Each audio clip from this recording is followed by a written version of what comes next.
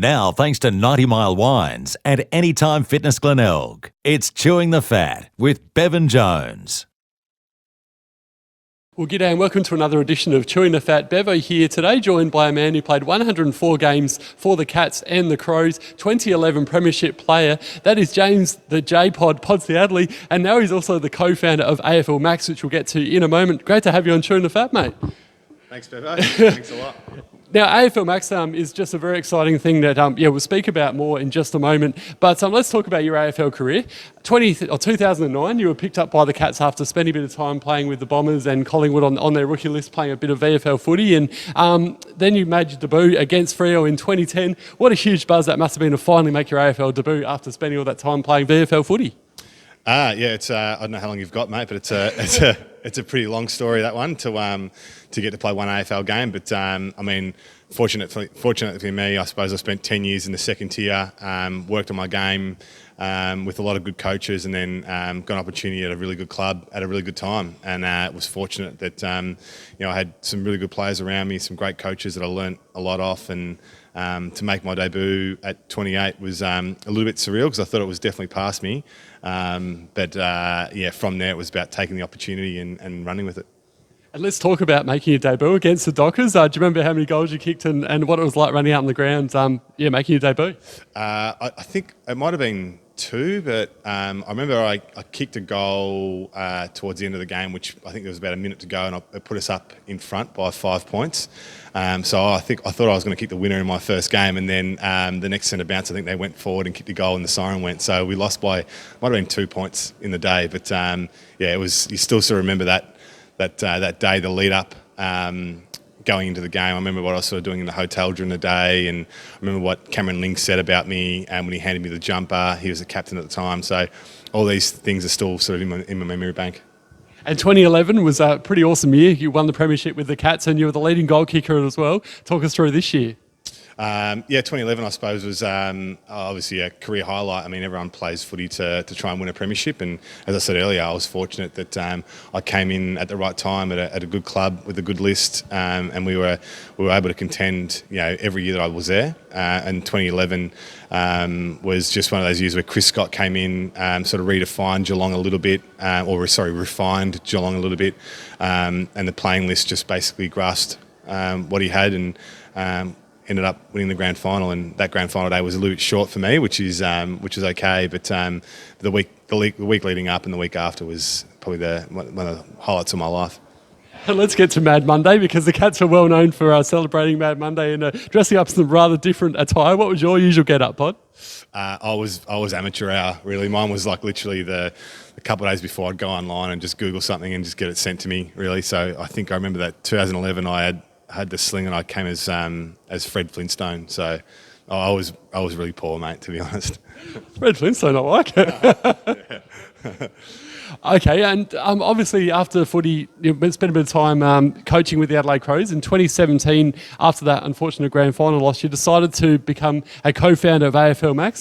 Talk us through this and the decision to sort of give up playing coaching footy and then get involved in AFL Max. Yeah, I mean, I was fortunate that Adelaide actually gave me a coaching role.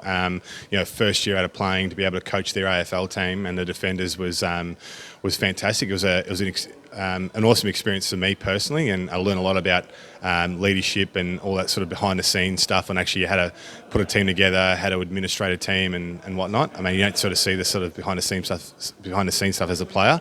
So from a personal development perspective, it was great. And then during that time, I sort of had flashes of what I wanted to do going forward, and one of the ideas that sort of came to my head was about getting kids more active, getting kids more engaged in footy, and I just couldn't conceptualise it. And then one day when I was sort of up in the on the shed floor, which is where the Crows sort of training facility is, I'd see kids coming in and kicking footies at bags and tackling bags and jumping on players, and I just thought, well, I wonder why we couldn't do like an AFL sort of themed play and development centre.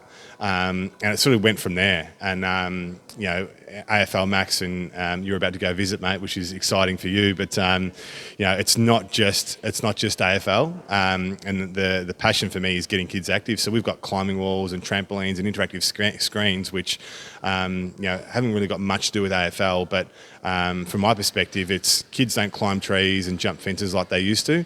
And if we can create a safe environment for that to occur, and then facilitate some unstructured play, which is a bit of an oxymoron if you really think about that. But our venue is about unstructured play and having an environment where kids just want to come in and be themselves.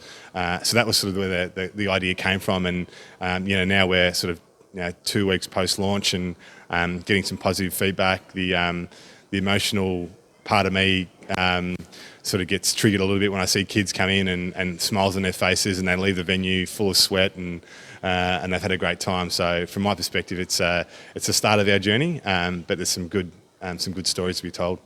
And if people want to make a booking for AFL Max, how do they get involved in it, JPod? Yeah, aflmax.com.au. All the information's on our website. We've got a whole ticketing platform that you can go on there and book your tickets and book a session in there, so you can book for an hour or 2 hours. I think 2 hours is probably where most people are at, which is great. And mums and dads, we encourage them to actually stay and watch their kids participate as well. We've got a fantastic cafe and upstairs with a good food and bev offering, which is really important for me. To make sure we actually get that right from day one. I think sometimes parents in these play centres get a little bit forgotten, but we can't have that at AFL Max. Okay, got to throw you under the bus a little bit, but the Cats play the Crows in the grand final this year. Who do you barrack for? Cats. The Cats!